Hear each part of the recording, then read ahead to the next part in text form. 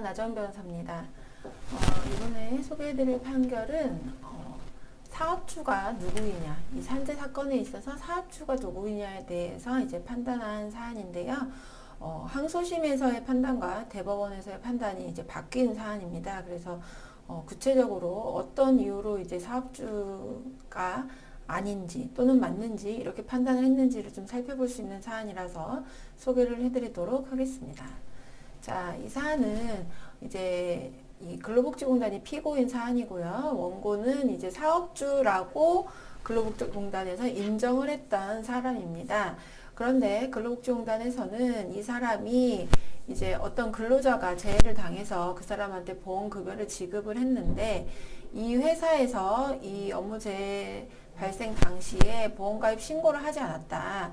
그래서 이 사업주에게 이제 그 징수금을 부과를 했습니다. 이 산재 사고가 발생할 때까지 산재 보험 가입 신고를 하지 않는 상태에서 이제 재해가 발생하게 되고 그 다음에 근로자한테 이제 보험 급여를 지급하게 되면 사업주에게 이제 이 보험 관계 성립 신고를 하지 않은 것에 대해서 이제 제재하는 처분으로서 징수금 부과 처분을 하게 됩니다. 그래서 이 원고가 이 회사의 사업주라고 보아서 이 근로복지공단에서는 이제 이 사람을 사업주로 보고 징수금 부과 처분을 했습니다. 그런데 원심, 항소심, 1심, 2심, 1심은 뭐 이제 보통 원심이라고 하지 않고 이제 대법원으로 간 사건에서 원심은 항소심을 말합니다.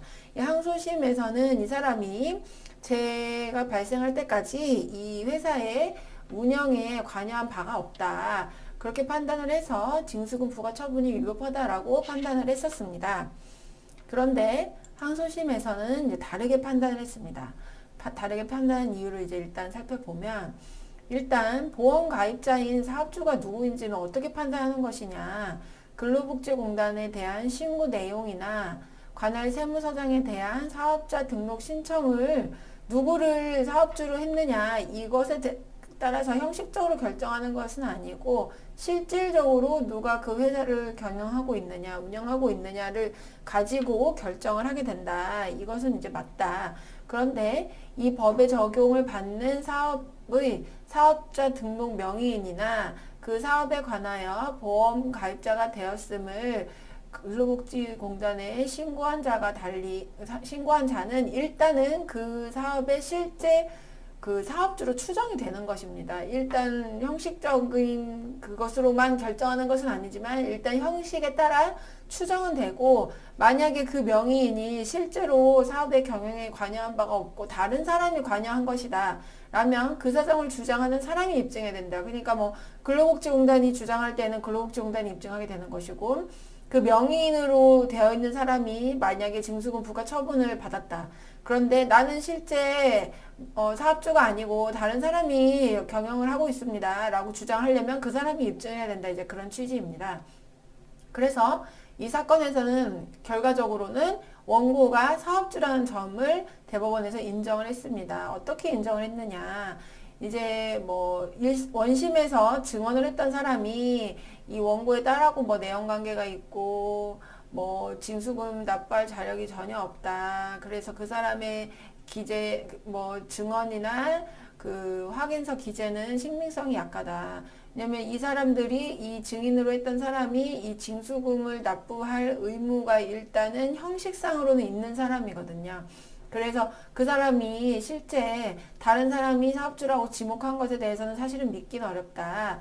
그리고 또 이 원고가 관할 세무서장에게 사업자 등록을 신청을 했고 원고가 여러 곳에서 사업자 등록을 했고 막 이런 내용은 그렇게 신청을 했는데 그 원고의 딸 최숙자가 실질적인 업무 수행을 담당했고 또 태림실업 직원들이 이 최숙자라는 사람을 사장으로 호칭을 했다. 이 사정은 사실은 이 사업자 등록이 최숙자라는 사람으로 되어 있다는 내용이기 때문에 최숙자가 일단은 사업주로 볼 것으로 일단 형식적으로 추정해 볼 수 있다는 취지예요. 그런데 다른 내용은 어떤 것이냐? 대법원에서 중요하게 본 내용들은 이제 이하에서 나옵니다. 이 최숙자라는 사람이 원고의 딸이고 이 원고의 딸을 사업자 등록을 한 것이 원고 본인이 직접 신청을 했다. 그리고 이 사업자 등록 신청서나 이 회사의 사업장 임대차 계약서상 임차인이 원고 이름으로 되어 있는데 그 옆에 찍힌 도장도 원고가 평소에 사업상 거래로 사용했던 것이고 직원들이 이 사람을 사장으로 불렀다. 원고를 사장이라고 불렀다. 그리고 이 회사가 영업을 하는 동안 여러 차례 이 회사의 공장에 막 왔다 갔다 하고 방문을 했다는 거예요. 그 다음에 이 회사 말고 다른 사업들을 많이 하고 있는 등 어떤 경제적인 능력이나 경영 능력이 있다. 반면에 이 사람의 딸이라는 사람은 사업주로 명의는 되어 있지만 실제 뭐 자금을 조달했다거나 그런 조달 능력도 없고 이 원고가 이 딸이 자기 명의로 위조한 것이라고 주장은 하고 있지만 실질적으로 사문서 위조 등으로 고발도 안 했다. 그러니까 이런 사정을 본다면 원고가 사업자 신청도 자기가 직접 했고 다른 사람 이름으로 자기가 했다. 그렇다면 왜 다른 사람으로 신청을 하는데 왜 원고가 그 신청을 했느냐 이거죠. 그거는 자기가 실질적으로 뭔가 그 회사의 경영에 관여를 하니까 신청을 한 것이지 아무 상관이 없는 사람 같으면 사업자 등록을 대신 자기가 할 이유가 없잖아요. 네, 이런 점들을 이제 중요하게 본 것입니다. 그래서 결과적으로 볼 때 이 원고가 다른 사업 등을 여러 개 운영하면서 하고 뭐 이런 경영 능력도 있고 자금 조달 능력도 있고 그 다음에 실질적으로 다른 직원들이 이 원고를 사장으로 막 부르고 또 계약서도 임대차 계약서도 원고 이름으로 되어 있고 네, 이런 모든 정황들을 본다면 이 사람이 운영에 관여를 오히려 했다고 보는 것이 맞다. 이렇게 판단을 한 것입니다. 그래서 이 사람이 운영에 관여하지 않아서 사업주가 아니다. 그래서 징수금 부과 처분을 한 것이 위법해서 취소해야 된다라고 판단한 원심 판결이 위법하다라고 결론을 내린 사안입니다.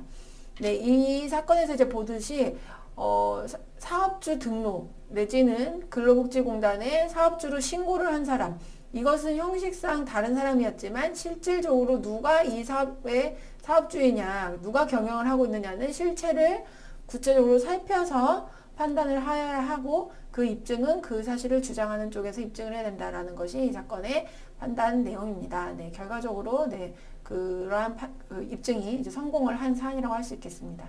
네, 그래서 오늘은 사업주를 어떻게 판단하느냐, 실제 사업주를 누구로 어떻게 판단하느냐에 대한 대법원 판결 소개해드렸습니다. 도움이 되셨기를 바라겠습니다. 감사합니다.